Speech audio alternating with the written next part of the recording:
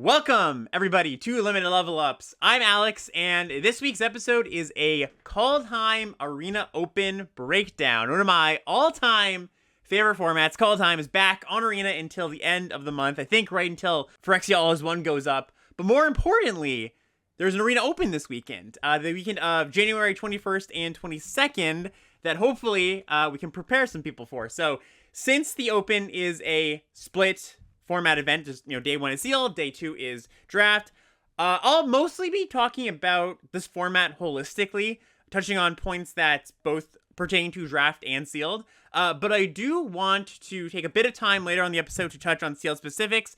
And of course, as the draft stuff comes up, as we talk about it, I'll make sure to call that out. My goal for this episode is mostly to provide sort of like a one-stop shop for preparation for playing this format, consolidate a lot of the thoughts that have spanned multiple episodes. The last time I covered it, right, kind of like, you don't have to go back and listen to all, 7 or 8 episodes. You can just listen to this one. But also I think, I have some updated takes since the last time the set was, the retail limited set. I also think I'm a better content creator than I was 2 years ago, so hopefully I can convey some information a little bit better. Also, I hate the fact that this set was a whole 2 years ago.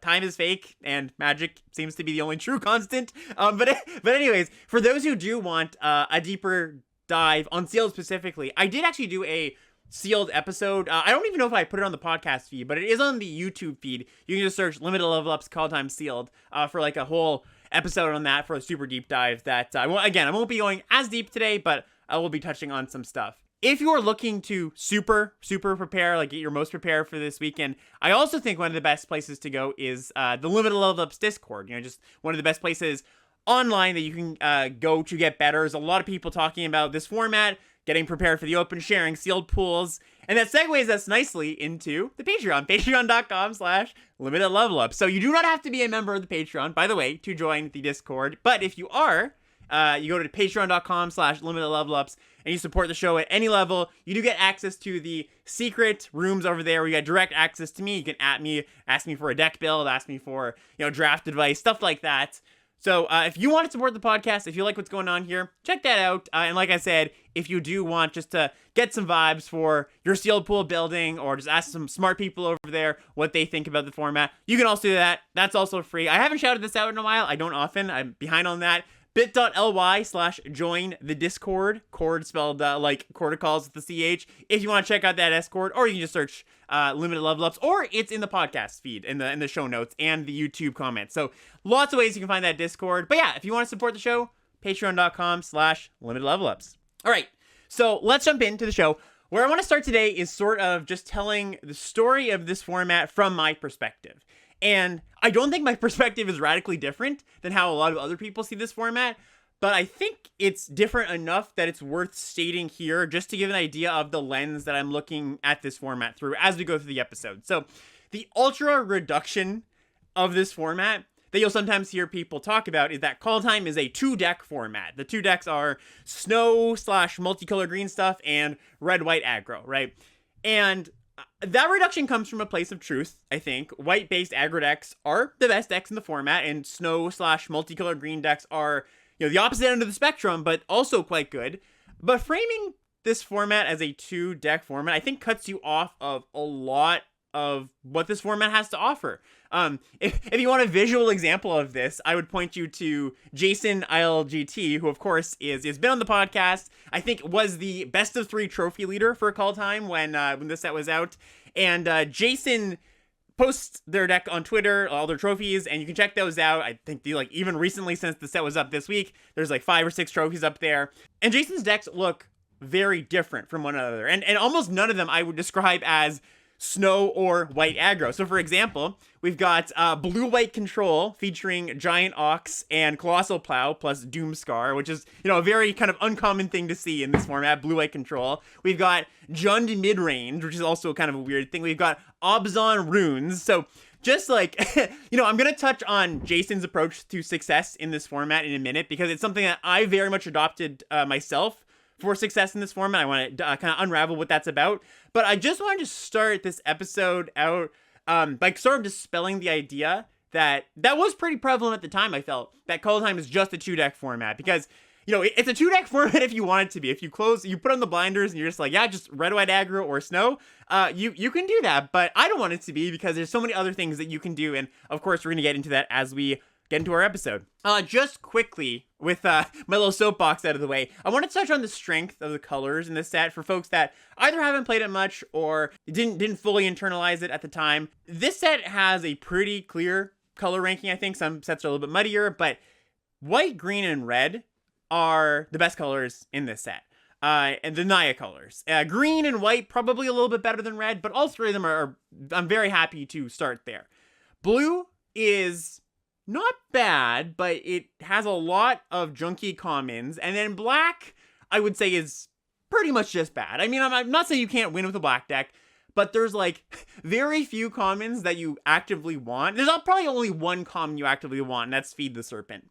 And blue is not that much better. And it's kind of funny. The reason I want to touch on this is because I don't think that was the perception at the time. One of the things that kind of got proliferated early in the format was that Behold the Multiverse, which is 3 in a blue for an instant scry 2, draw 2 cards, and has Foretell for 1 in a blue.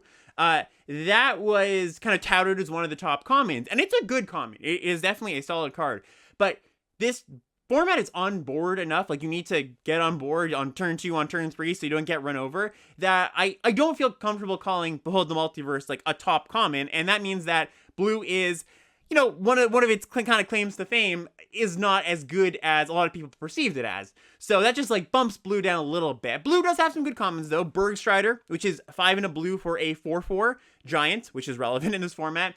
When it enters the battlefield, you can tap an artifact or a creature an opponent controls, and if Snow was spent to cast it, that thing stays tapped down. So just like a giant Chillbringer type creature. Mistwalker is another good one. 2 in a blue for a 1/4 changeling, so it's all creature types with flying. 1 in a blue, Mistwalker gets +1 +1 -1 until end of turn. So Changeling, that blocks everything and then turns into a threat late game. It's actually a much better card than it looks like. Not that it looks like a bad card, but it does more than you might think with all the tribal synergies in the set and actually becoming a real threat. So those are like blue's good things. There's a lot, like I said, there's a lot of junk in blue.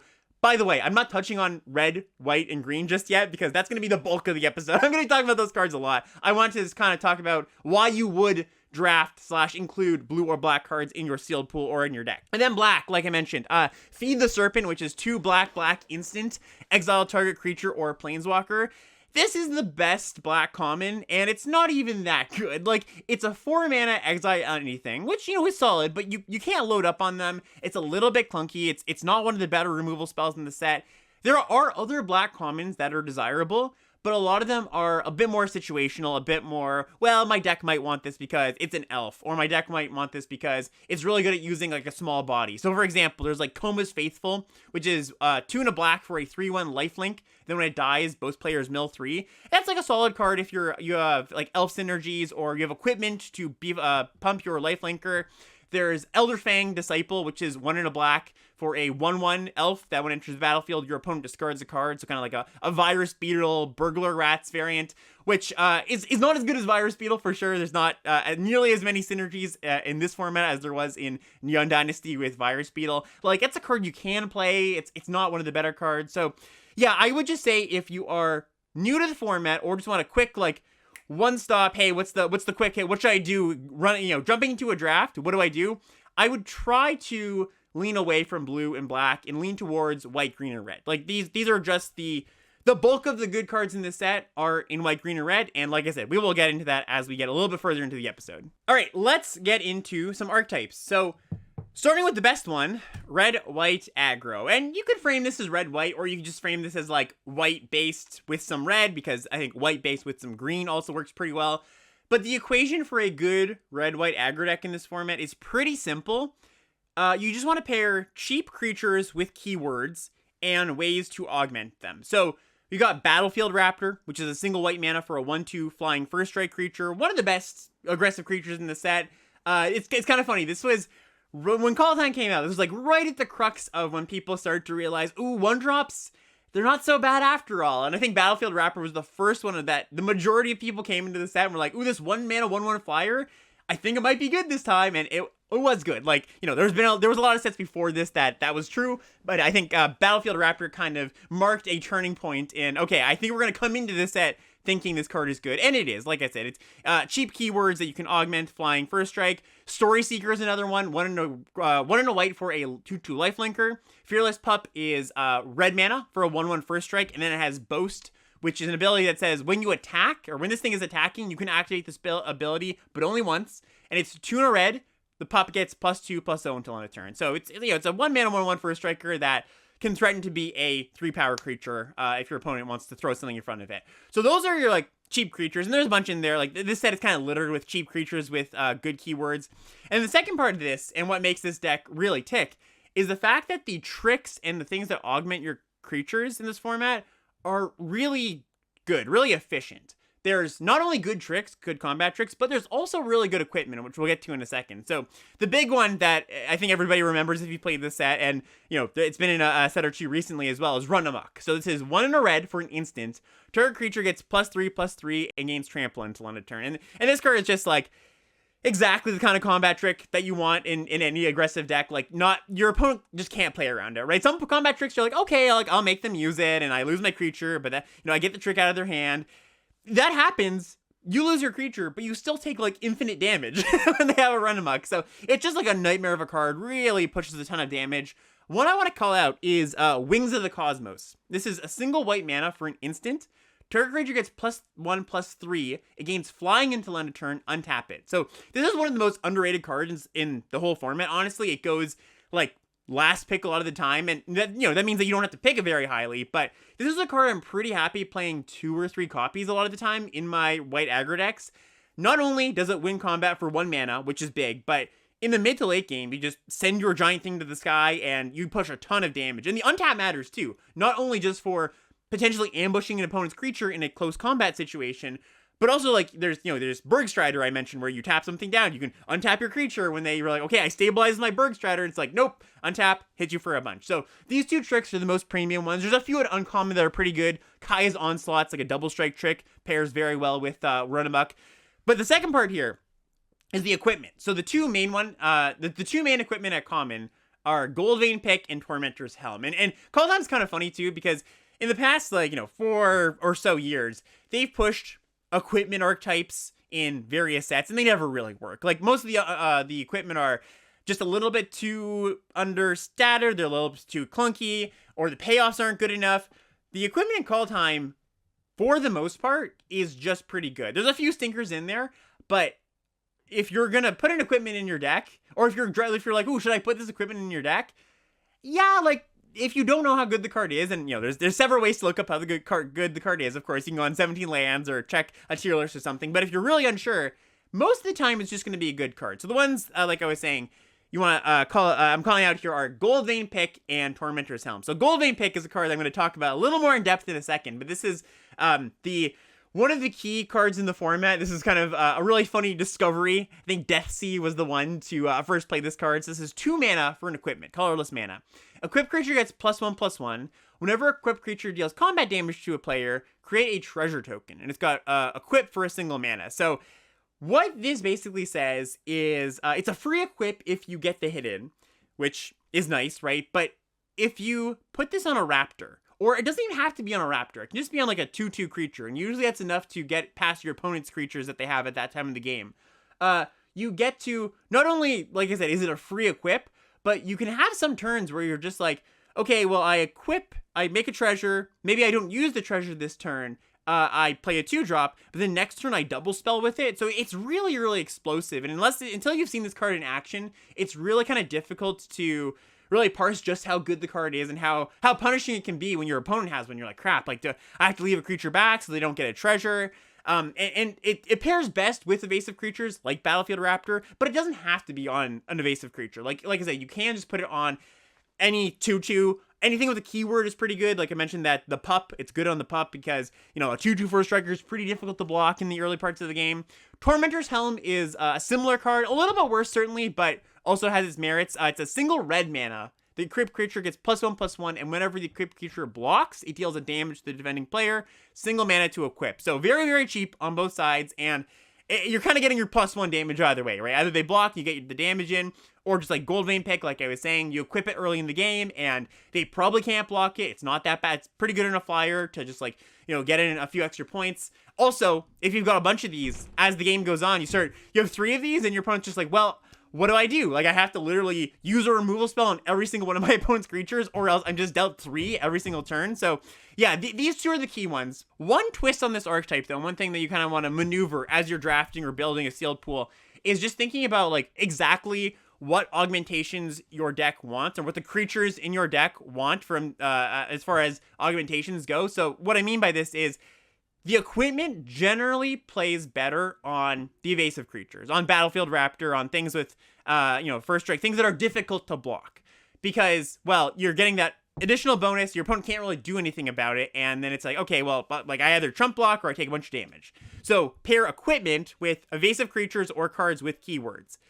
There's the combat tricks, like Run Amok and Wings of the Cosmos, that pair a little bit better with the Boast creatures in this set. And I mentioned Boast a second ago, but Boast is a mechanic that, just to spell it out again, you can activate it, it's on creatures, and it says activate this only if this creature has attacked this turn, and only once. I actually think I said if this is attacking, you can do it after combat too. And so what happens with these Boast creatures, for example, Fearless Liberator here, 1 and a red for a 2/1, it's got a Boast ability, 3 mana, you make a 2/1 dwarf.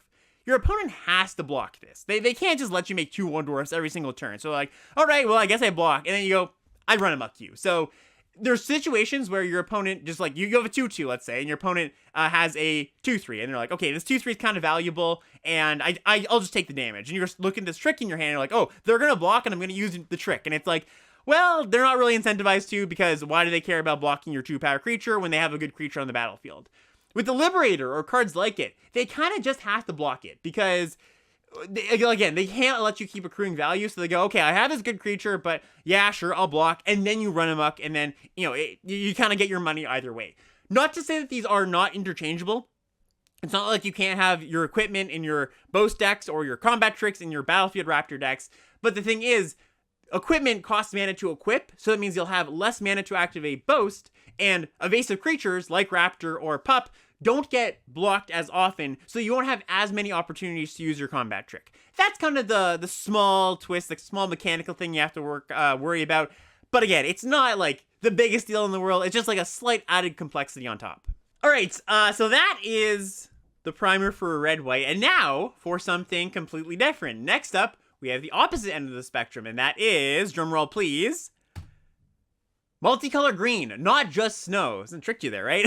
So I think it's important to make this distinction because I think there's a lot of people that see these as the same thing. Multicolor green and snow as that's just the same deck. This is the approach, making that distinction, is the approach that I alluded to that Jason had a lot of success with when the first set was first out.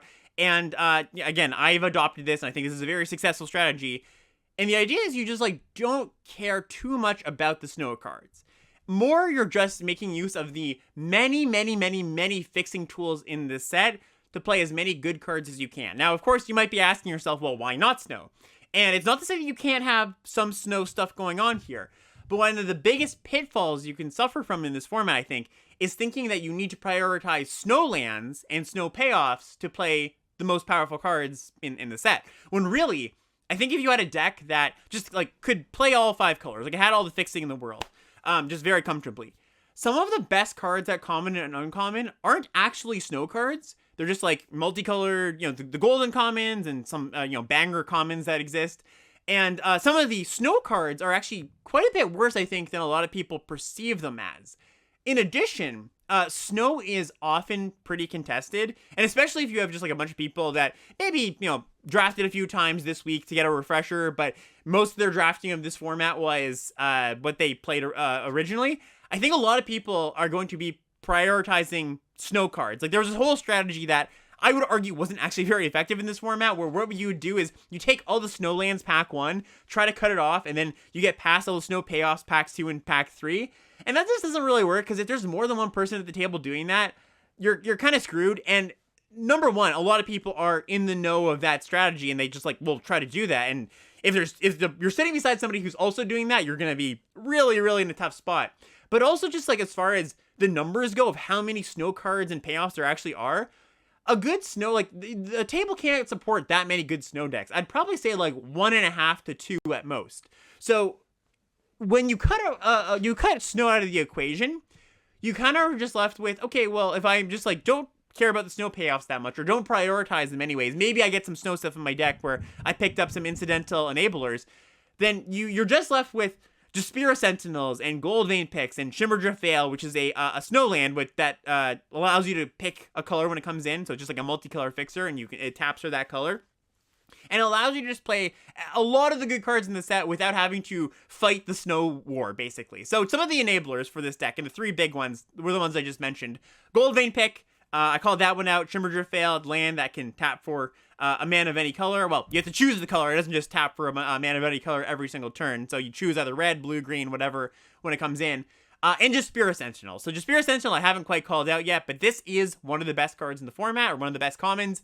Single green mana, 1/2 reach, elf. Tap an untapped creature you control, add 1 mana of any color. So if you've played Brothers War, you'll know Sentinel Stalwart, and this card is better than Sentinel Stalwart in this format because a few reasons. Elf matters, number one. The 1/2 reach body is actually pretty relevant. Not only does it block like 1/1 spirits that are running around, but if you put an equipment on this, it can block actual like real big flyers.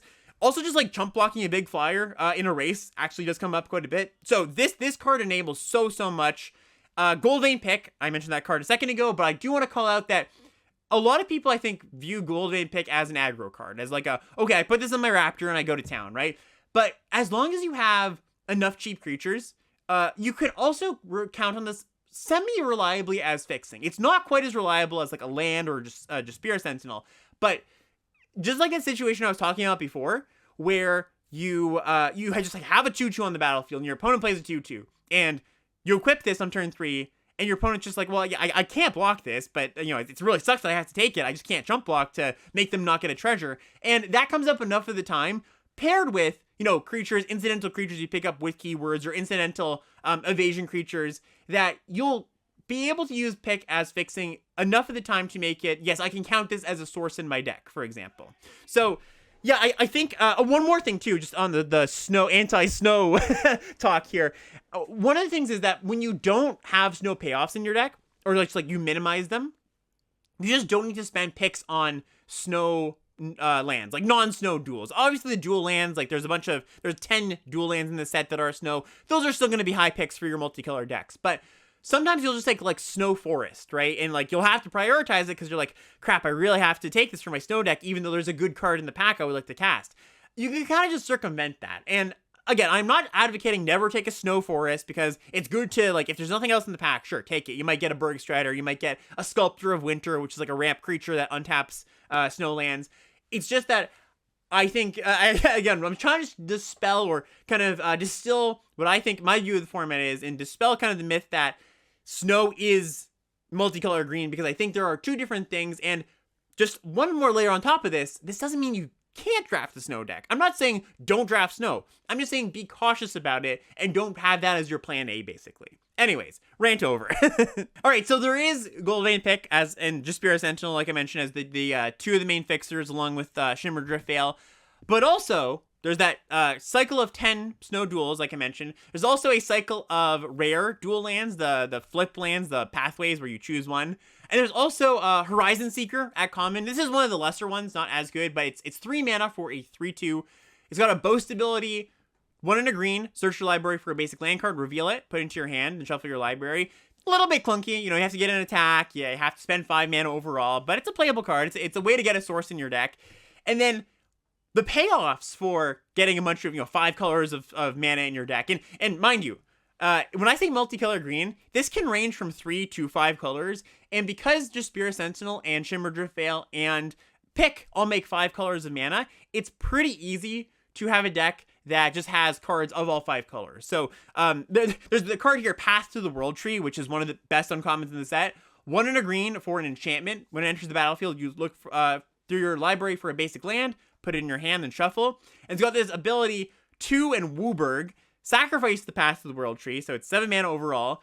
You gain 2 life, you draw 2 cards, target opponent loses 2 life, Path of the World Tree deals 2 damage to up to 1 target creature, and you make a 2/2 bear. So a lot of stuff, and if you haven't played this set before, that might be a little bit like, ooh, how easy is it going to be to activate that? Like, I have to try really, really hard. Like, I have to be super, super fixing heavy. And this fixing's just so prevalent that it's not that difficult to make 5 colors. Like, you have to consider it. You have to be like, okay, well, how many white sources do I have? How likely is it to get, like, often you're going to miss, like, one source in your deck that's, like, you know, it's going to be that kind of that straggler. Well, you got a lot of green, you got a lot of red, you got a decent amount of blue and black, but white, maybe there's 1 or 2. You have to consider in the draft. Maybe you make a pick of a dual land over a card because you're like, okay, this is my one more white source really makes this path tick, and I can really consistently activate it.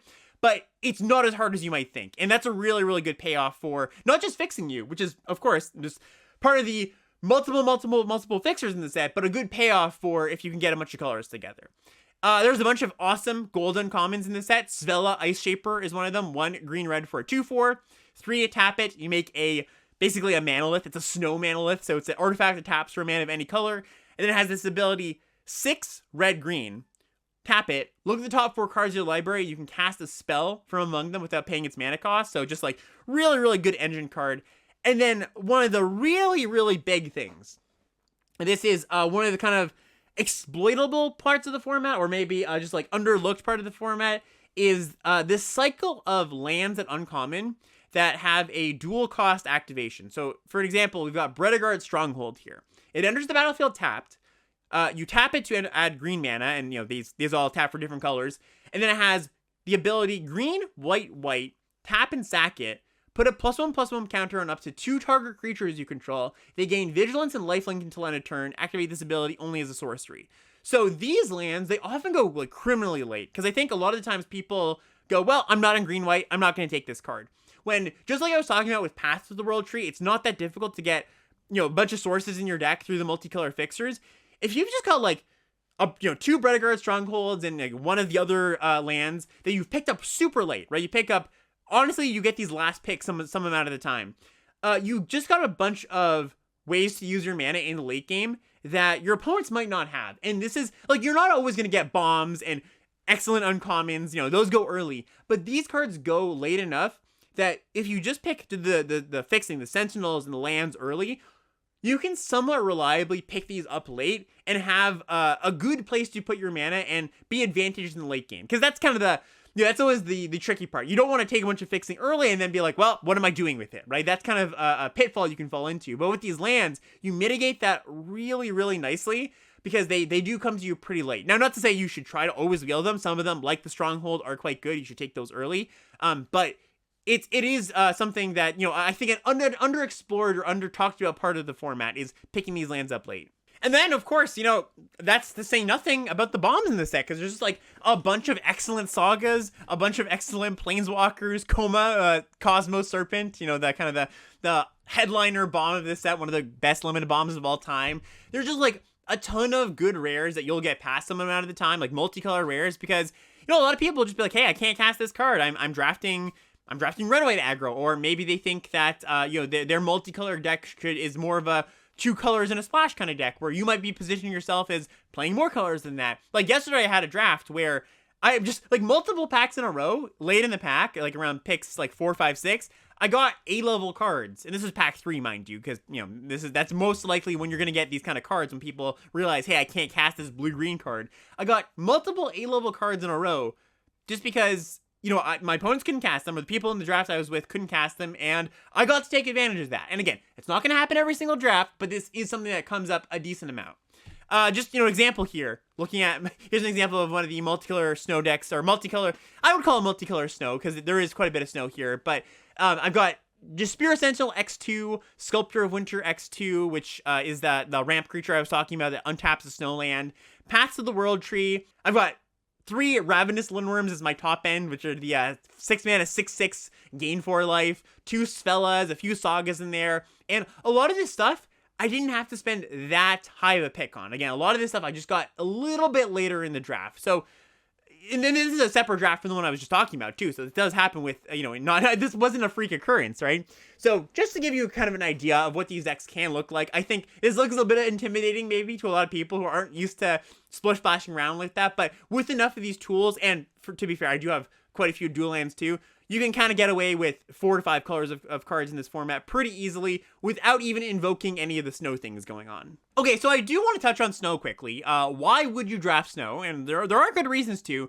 The best reason at common or uncommon is Spirit of the Elderguard. And this is the best uncommon in the set, top 3. It's somewhere up there. It's really, really good. So this is 4 and a green for an 0/4 Snow Bear. When it enters the battlefield, you search your library for a snow land card, reveal it, put it into your hand, shuffle your library. Okay, so it's just like an 0/4 that goes and gets you a land, which is pretty good. And it gets +1/+0 for each snow permanent you control. So what this is it's a card advantage card. It draws you a land, which often in this format you have a bunch of uses for excess mana. And then it's just this must-kill threat. It's a 5/5, or sorry, 5/4, or a 7/4 sometimes. And this is a card I would take and then prioritize snow cards after that. Like this does push me over to the edge and be like, okay, I don't just want to be a multicolor snow deck, or a multicolor green deck. I do want to actually prioritize some snow cards, because this card is really busted. There are some rares as well that are good enough to push me in the snow direction, but this is the one uncommon that I'm like, yeah, this card is really, really great. And then at common, we've got Bergstrider and Sculptor of Winter. These are the 2 I mentioned. These are the 2 best ones. Like, these are the ones that, again, just like the last card I was talking about, Spirit of the Elderguard, these do push me to say, hey, I do want to pick up some snow lands, even snow basics at some point to be able to cast these. So Bergstrider, once again, is the 4/4 that taps something down. If you spent snow, it keeps it tapped down. Sculptor of Winter, haven't actually read this one out, so I will. 1 and a green for a 2/2 snow creature. Tap it to untap target snow land. And Sculptor is actually quite good, especially if you are a little bit higher on the curve. You've got a lot of 4s, 5s, 6s, which, a lot of the multicolor decks in this format tend to load up on those. This is a really nice card if you can take advantage of it. You can't always, of course, because maybe you don't end up with enough snow. But yeah, I think that this is, if I'm looking for, well, where should I take my draft? What direction should I take it? And you see these cards kind of late, yeah, it might be a decent avenue to go down for these cards in particular. All right, and at the beginning of this episode, I did say, hey, it's not just those 2 decks, and I guess I have to talk about some other decks. So one of the sneaky good decks in the format that, if you look on 17 lands, this is actually the 2nd highest performing deck in the format. And mind you, stats for decks in the format, actually for this format, get a little bit fuzzy because decks look very different from each other. Like, one blue-red deck is going to kind of look different from another blue-red deck, and multicolor decks definitely throw a wrench in that, where you can't really aggregate what decks are good as well as you could in other formats, because the decks don't tend to look like other decks. Like, you can draft the same color pair a bunch of different times, and because you might have like a few splashes in there, it's really tough for 17 lands to give you an accurate representation of, hey, this is how good this is. But I do think it still holds some weight, and green-white, to cut to the chase here, is one of the better decks in the format. I remember I came around to this one as the format went on as, hey, this is a deck that not a lot of people are drafting as the format had gone on. Some of the golden commons for this deck they go pretty late. Basically, the idea behind this deck is you can kind of treat it like a red-white aggro deck with, sometimes you have equipment going on, but you lose Tormentor's Helm.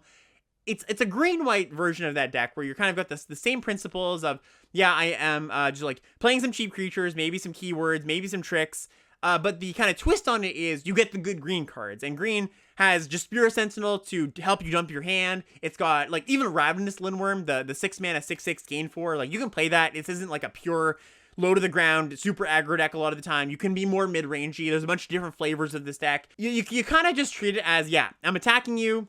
I've got some ways to pump my creatures. The 2 golden commons here are great. So I've got Maya, Bredeguard Protector, 2 green, white for a 2/3. Other creatures you control get +1/+1, so it anthems them all. And whenever a land enters the battlefield under your control, create a 1/1 white human creature warrior token. So really it's a 2/2 as long as Maya sticks around. And Fall the Imposter. So this is 1 green, white for a saga.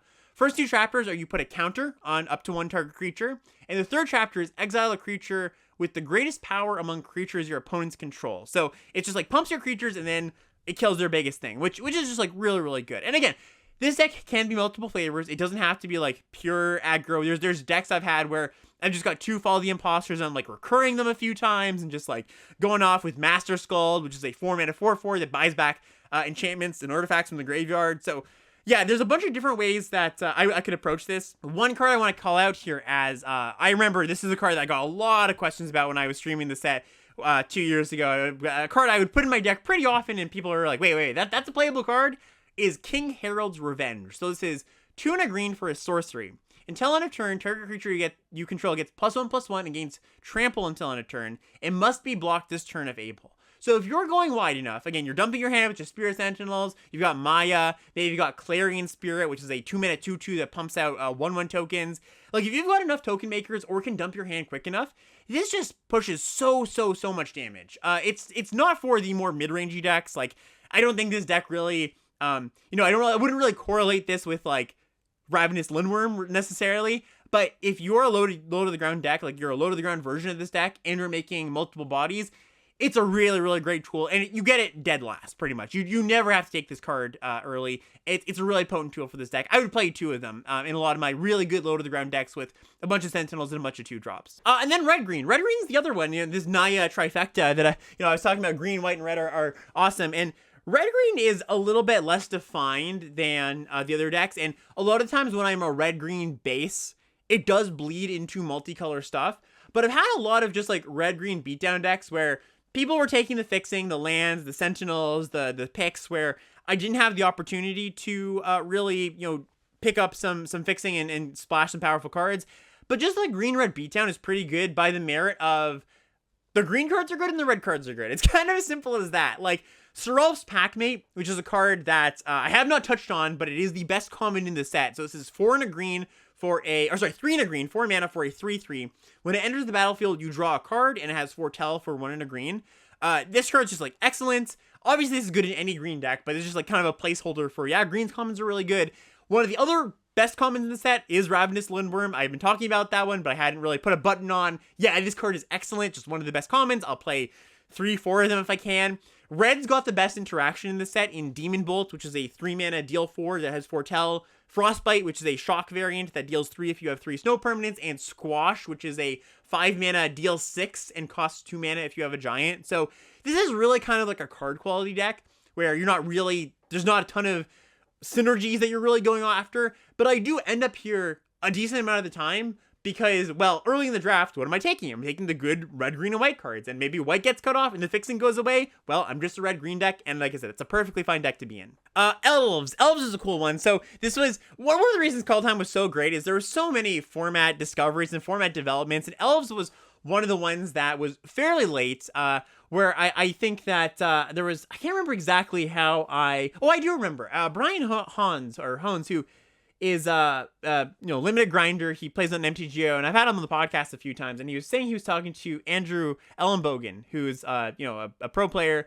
and they were doing a Discord call. This was like midway through the set probably, and Elves was kind of like the joke of the format actually for a while, where it's like, oh, there's an Elf deck, but like the Elves are not that good, and like, why would you want to draft Elves? And the conversation was kind of just like, I actually think Elves are pretty good, is what Andrew was saying. And Brian came on the podcast, and he was talking to me just like in passing about this, and I was like, this is really interesting, because you bring up quite a few good points. And then I went on a tear, and I just like forced this deck basically, and there's a whole YouTube video on the Limited Level Ups YouTube that you can check out. It's a whole seminar on how to draft this deck. But the idea here is basically the green cards are good. That's that's fine. Black green is, by the way, this is the color pair is black green. The green cards are good. You don't have to worry about those. There's a lot of great green cards. The black cards, not so much. But the nice thing is that once people kind of know that the black cards aren't very good, you get some of the better black cards later. Like, you get Feed the Serpent, the removal spell later. You get maybe some good uncommons. And if you've got that shell, you also sometimes get past some really good elf rares, or open some really good elf rares. And this is kind of the thing that ties the room together, because you get the good green cards, which just exist, the good black cards that will come to you once people know that now that people know black isn't very good. And I imagine if you're planning for day 2 of the Open, you're gonna be in a pod with people that won't draft black super highly. You get past some of these, or open some of these busted rares, like Elvish Warmaster, and this one is a funny one. This is my most drafted rare of the set, because people pass this to me all the time, and this card's like actually really good. You might have played this if you played some constructed formats. So this is 1 and a green for a 2/2. When 1 or more elves enters the battlefield under your control, create a 1/1 green elf token. It only triggers once a turn. That thing only triggers once a turn. But if on an ability, 5 green elves you control get +2/+2 and gain death touch until end of turn. So just this like token factory that just kills your opponent quite quickly if you can activate that ability. Tyvarkel is another one. It's like an elf-based planeswalker. Herald Unites the Elves is a rare elf saga that pays you off for elves.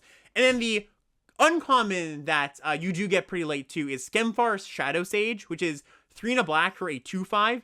When it enters the battlefield, each opponent loses X life, where X is the greatest number of creatures you control that have a creature type in common, so weird wording, or you can do the same but with gaining life. So basically what this says is, when this comes in the battlefield, it looks at, well, do I have, what's the greatest number of creatures of a certain type I have? Do I have the most elves? Do I have the most, do I have the most giants? Well, whatever it is, I'll gain life or drain my opponent for that number. And with elves, because you have so many kind of expendable bodies, some token production, this can really dome them for like 9 a lot of the time. And there is an uncommon called Return Upon the Tide, which is a reanimation spell that if you target an elf, you get 2 elves. And this is a really, really good thing to bring back because you get a free, you get the trigger again, and you get spotted two elves for the trigger as well. So yeah, this is a deck that I don't think it comes together every single draft, and I know it doesn't, but really have your eyes peeled for this in the draft, because it is something that if this is going undrafted, you can end up with a really, really great deck. Really like top of the line deck, because there's a bunch of cards that nobody else really wants. Giants, and Giants is the last deck I want to talk about here, and this is a pretty straightforward deck. So this is just blue-red Giants, and not one of the better decks, I would say, but it is a fine deck if you get the key cards. Notably, Agar the Freezing Flame. This is 3 mana, 1 blue-red for a 3/3 uncommon, legendary creature. Whenever a creature or planeswalker an opponent controls deals excess damage, if a giant, wizard, or spell you control dealt damage to it this turn, draw a card. So what this says is if your opponent chump blocks your giants or wizards, or you have like Squash, which is a deal 6, and you target a 3-power creature, you'll draw a card, which really, really, you can run away with the game super, super quick with this. Squash is a really good combo with it, because almost always Squash will deal excess damage. And then Squash is a card I do want to call out here as a really underrated card, or a card that was underrated for quite a while. I think people caught on after a while, but this is 5 mana, instant, deals 6 to a creature or planeswalker, and it only costs 2 mana if you control a giant. And because there's changelings running around, it's not that hard to have a few changelings to go with your Squash. For example, in that red-green deck I was talking about, one of the synergies you can have is like the green 2-drop changelings plus Squash. So you just get this like really, really cheap removal spell. Obviously, it's great in this Giants deck too. And then a super, I don't even think it's super underrated now for the folks that have played this set, but maybe for folks that haven't played this set, it probably doesn't look that great. It looks a bit unassuming. Glimpse the Cosmos. This is an uncommon sorcery. 1 in a blue. You look at the top 3 cards of your library, put 1 of them into your hand, the rest on the bottom. And then if you have a giant, you can flash it back for a single blue mana. So if you've got enough giants in your deck, it's almost like dig through time, right? It's like 3 mana, look at 6 cards and take 2 of them, which is just a lot of card selection and just super, super cheap card advantage. So be on the lookout for that. So with the archetypes out of the way, I just want to touch a little bit on draft navigation. So when you're navigating the draft, I often start with the Naya colors, if I can. And either that means, and this is maybe, I was kind of like flirting with, is green the best color, is white the best color? I think green might be the best color to start with. Just because it does give you that base of multicolor green stuff, which is just like a huge umbrella term for many, many decks in the format, right? Or many, many options you could have in the draft. But then green-white and green-red are both pretty good decks. White's a close second because, white-based aggro is like the other big thing to do. But basically, you want to start in one of those places, generally. And this is where I do think I'd give some credence to, quote-unquote 2-deck format, because ideally, you do want to start in one of those places. And the way you end up in those other decks, red-green or white-green, or, some sort of blue deck or Giants deck maybe, is, well, I started to draft multicolor stuff, and maybe I picked up some blue cards, and then, oops, green's not open, but the Giants cards are coming to me, I'll pivot there.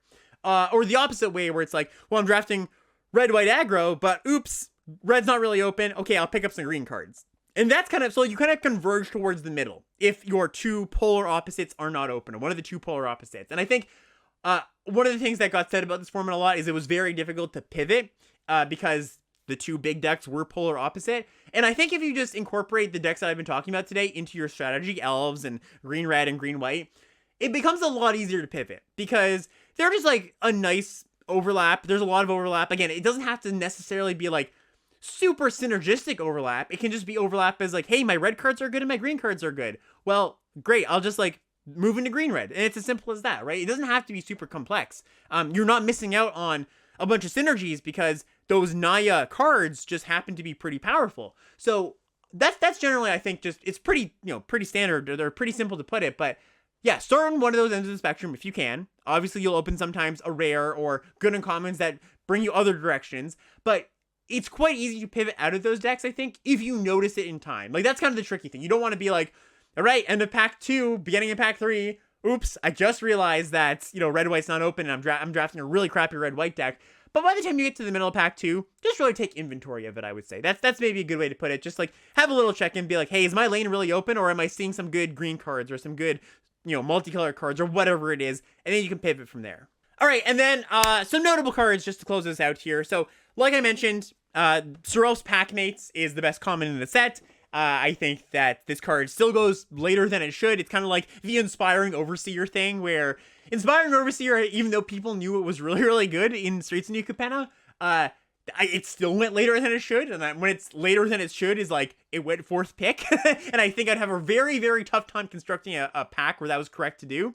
And Sorrel's Packmate is not quite as ubiquitous in power level. It's not quite as good as Overseer, but it just is so, like, it's any number of packmates are going to make your deck better, right? So it should be, if you see a 4th pick, that's like late for that card, I would say. Still, that's going to be a really nice pickup for you. You're going to be, patting yourself in the back, being like, oh, look how smart I was getting past the packmate, But yeah, any amount of these cards are going to be great in your deck. Just more of them, the merrier, basically. Basalt Ravager is one that I'm not sure why. I think maybe might be just a kind of card evaluation blunder on some people's parts, where this card goes way late. I've wheeled this not only in the recent drafts I've done this past week, but when the set was originally out, even like later in the format. So this is 3 in a red for a 4/2 uncommon. And when it enters the battlefield, it deals X damage to any target, where X is the greatest number of creatures you control that have a creature type in common. So it's got that elf Skemfar Shadow Sage text where it's like kind of confusing, but basically what this says is, you got 2 giants? All right, I deal you 2. You got 3 elves? Great, I deal you 3. And the Ravager counts itself, of course. So if you just have another giant or another wizard, this is 4 mana, 4/2, comes in, deal 2. And this goes anywhere. This goes to face as well. I think maybe what's going on is people read this as, oh, this is like a giant tribal card and not giants. It goes in any deck. And it's very splashable as well. Very high pick, very good card. Run Ashore is another one that is... So this is a card that... so let me read it out. So this is 3 blue for an instant. Choose one or both. The owner of target's non-land permanent puts it on the top of the bottom of their library, and return target non-land permanent to its owner's hand. So I think this reads kind of like your classic 6 mana, bounce 2 things, which, generally is not a very good card. But this is an instant, which is a big upgrade, but also, this isn't card disadvantage, right? You're putting something on the top or bottom of your opponent's library, so you get rid of something, and you bounce something. This is a card that actually has a really high win rate on 17 lands. It's like one of the top 15 or so cards in the set. And it goes super, super late. Like, again, there's a lot of cards in this set that I've been repeating this over and over, but there are a lot of underrated cards in this set. And not to say you have to take this card early. Again, the reason, like, one of the benefits of it that going late is that you can pick it up pretty late. But I'm happy with 2 copies of this card, 3 sometimes, because what you can do with it is your opponent goes for an alpha attack. Great, you go top that one thing, bounce the other thing. And you just completely wreck them, because then you get to make good blocks. Or they go removal spell on your best creature, and you go, all right, I'll top your thing, bounce my thing. It's a really flexible card in a really, really big tempo blowout. So yeah, don't overlook this card. It's very easy to look at over as like big 6 mana blue spell that, what can this do? But it is a pretty solid card. And then one last card that of note that I should call out here is Raider's Carve. So this is 3 mana for a 4/4 vehicle. Crew 3, which is pretty hefty, but when it attacks, you look at the top card of your library. If it's a land card, you can put it on the battlefield tapped. So this is a card that, it's not amazing, but it's also not bad. I think this kind of suffers from, a lot of vehicles not generally being good. Just like with equipment isn't usually good. Vehicles also, common vehicles tend not to be very good. They're very careful about how they design them. But this is a solid one. It's not a card that I'm like dying to put it in my deck, but it's really like filler plus if you can crew it consistently. And crewing it consistently basically means I have a bunch of 3-power creatures, like I would say, 7 or 8 of them. And if you meet that threshold, it's a good card to put in your deck. The drawing a card once in a while is nice. Upgrading into a 4/4 is nice, like upgrading your 3-power creature into a 4/4. So don't go crazy with this, but it's another card that you can get pretty late that you can get make quite a bit of use out of, I would say. All right, and then traps is something I want to touch on here. So just like I think there's a lot of underrated cards in the set, I also think there's quite a few overrated cards in this set. So one of the umbrella these all fall under, again, you might have guessed by kind of what I was talking about earlier, but a lot of the snow cards, I would say. So two of the big ones that I think are quite overrated, and if you look at the average taken at on 17 lands of this card, these cards go quite highly, like 4th pick on average or something. Glittering Frost and Replicating Ring, which are two pretty similar cards. So Glittering Frost is a snow aura that you put on a land, 2 and a green. The enchanted land is snow, and whenever the land is tapped for mana, you add an additional color, 1 mana of any color. So this card is okay if you really need to fix or really, really need snow enablers, but it's just the worst fixer that you have access to. Out of the multiple fixers you have that I mentioned earlier in this episode. 3 mana for what's essentially a land. Like, it's just a mana source. It doesn't even give you a counter, or it doesn't give you additional value. It's a deadish draw in the late game. You're just adding an additional mana source to your deck that you have to pay 3 mana for. It's a card that I think people quickly came down on as the format went on, where it's like, oh, this is great in my snow deck. But then you realize, well, it's kind of clunky, because I'm paying 3 mana to make an additional mana the next turn and fix my mana a little bit, and my opponent's attacking me for 5 this turn, right? So you really want your fixing to be in the form of your lands, your dual lands, your Spirit Sentinels, your picks, just things that are more efficient, do more for you. Again, it's a really nasty, bad draw in the late game. Nothing feels worse than drawing this and being like, okay, I got 3 lands in my deck, and you're like, I can't draw a land, and you draw a Glittering Frost instead, and you're like, well, yeah, I kind of deserve that, right? So this isn't an unplayable card by any means, but don't look at this as like a key part to fixing your mana. And then Replicating Ring is another one here. This is 3 mana for a snow artifact at uncommon. Taps to add a mana of any color. And then after 8 turns, it replicates and makes 7 more of it, or 8 more of them.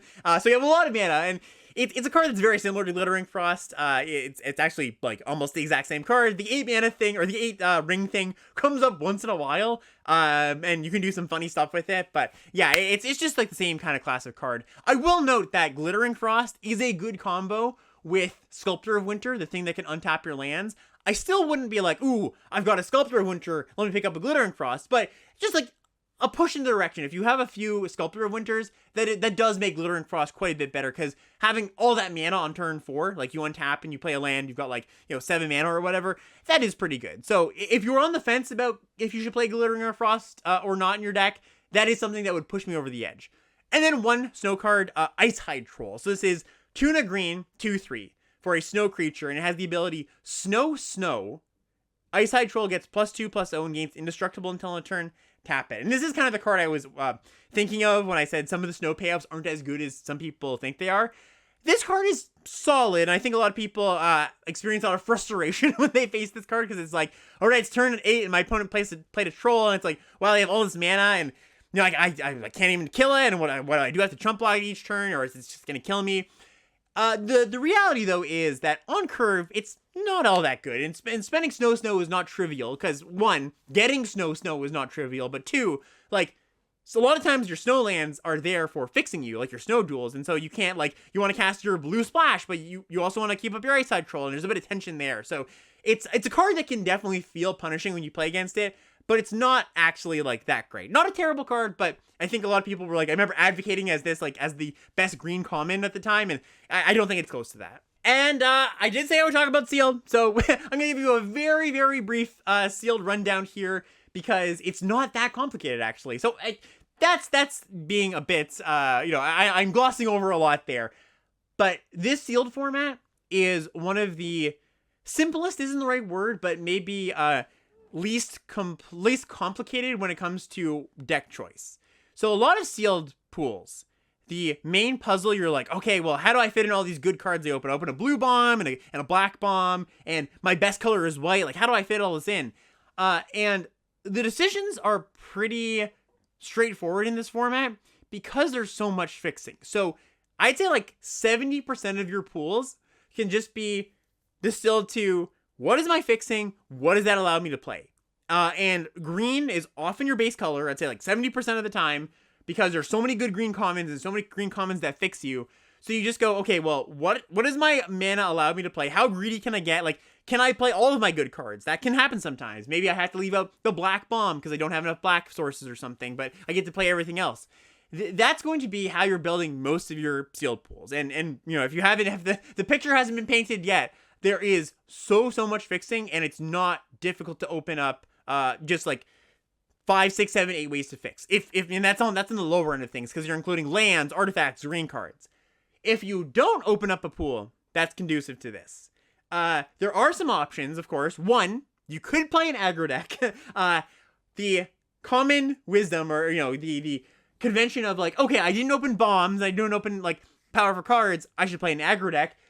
I think that is true in this format because good aggro decks can come together. But I always say this during Sealed, when we talk about Sealed, be careful of what a good aggro deck is. Because if you don't have a good aggro deck, you're going to be just as, it's going to be just as bad as like a crappy mid-range deck. Because if you don't have 7, 8 2-drops, if you don't have the ways to push damage, then the good mid-range like green decks are going to run you over, and even the medium mid-range decks are going to run you over because you're just not going to be able to get out of the gates quick enough. So I would advise not drafting or not building a red-white deck unless you feel that's your only option and you feel like, you know, that is you do have a good enough aggro deck. And when I say good enough aggro deck, it basically means, does it look like a draft deck is kind of a good shortcut to make. And that's it. All right. Thank you, everybody, for watching, listening out there. I'm going to give it to Twitch chat here for a very quick Q&A, or maybe not so quick. I don't know. I don't know how many questions everybody has, but send them this way, Twitch, and yeah, we'll get to answering them. Can you talk about the gameplay with Horizon Seeker? The decision-making behind when to attack/boast seems to be complicated. So this is the green 3/2 that boasts to go get a land that I talked about. Yeah, so one of the awkward things about this card is, yeah, it can be a little bit complicated because, well, sometimes you don't want to spend the 2 mana because that's like your whole turn or half your turn, and sometimes you don't have a good attack. Basically, I would say if you have other things to do, then don't boast with it. And that's actually pretty true for a lot of the boast creatures. You're kind of gonna know, I think, based on your hand. I don't think I can give like a blanket rule, but if you have something that is more impactful than getting a land, like drawing a land, then you should probably do that, right? To do something else. The times that getting a land is impactful is, one, of course, to unlock some splashes. That's one big thing. Or you're just short on lands and you don't mind spending the mana to, like, you're stuck on 3 lands and you activate it, you hit your land drop for the turn. Maybe it trades off, but that's fine. I think maybe something to think about is, like, don't mind. You don't care if it trades off very often. If it trades off, it's like, cool, it trades off. Sometimes it's just a one-shot, go get a land. Sometimes you get multiple. But don't aspire to get multiple, right? I think that if you get one, you're pretty happy with it. And the decision can kind of be boiled down to, do I really need the land right now? And if not, and I have a better thing to play that uses more of my mana, you should probably do that. How do I feel about Death Knell Berserker? Okay, this is coming from Jason. Shout out to Jason, who, this podcast brought to you by Jason LTG. So, Death Knell Berserker is the 2 mana 2/2. It's 1 and a black for an elf that when it dies, if its power was 3 or greater, you make a 2/2 zombie. Yeah, that card is solid. I didn't call it out when I was talking about the black cards, and I should have probably. It's one of the more generically good black commons. It's not that difficult to pump it some way, either through a gold vein pick or a rune or just something, right? Or an elf lord if you're lucky. And yeah, it's a perfectly serviceable 2-drop, especially in your like base black grindy decks that do just like want a good 2-drop to trade off with. Like, you don't mind just like trading off your 2/2, even if it's not pumped sometimes. So yeah, it's a solid card if you can enable it with, maybe 3 or 4 ways to pump it. And it does make the list of black cards I'm not embarrassed to play. Runes without crown. How good are they? So I didn't touch on these, but the runes are a cycle of uncommon enchantments that can enchant any permanents, an equipment, a land, a creature. Often you're going to enchant a creature or a equipment, and they give a bonus to the thing equipped. Or sorry, the thing enchanted. So if you enchant a creature, it gets +1/+1 and an ability.